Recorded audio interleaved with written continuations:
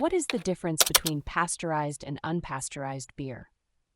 If you're a beer enthusiast wondering what sets pasteurized and unpasteurized beers apart, you're in the right place.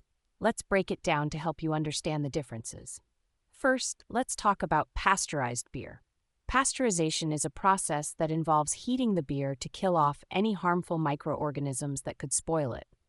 This method, named after Louis Pasteur, typically involves heating the beer to around 60 degrees Celsius for a few minutes. For bottled and canned beers, this is done in a process called tunnel pasteurization, where the filled containers are passed through a hot water spray in a narrow chamber before being cooled down. Another method used, especially for keg beers, is flash pasteurization.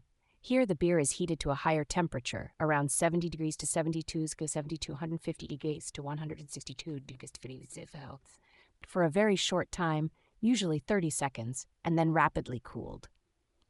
This process is equivalent to holding the beer at 60 degrees Celsius for 15 minutes, which is known as 15 pasteurization units, PU. Pasteurization extends the shelf life of the beer by preventing microbial spoilage. However, it can also affect the flavor, as the heat accelerates the natural aging process of the beer.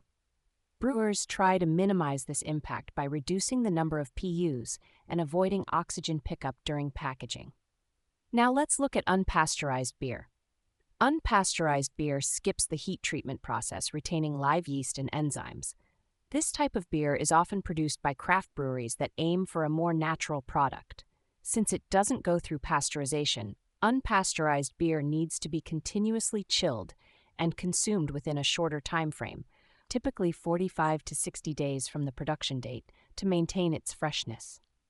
Unpasteurized beers can still be filtered to remove some microorganisms, but they may not be as shelf-stable as pasteurized beers. The live yeast and enzymes in unpasteurized beer can contribute unique flavors and aromas, making each batch distinct.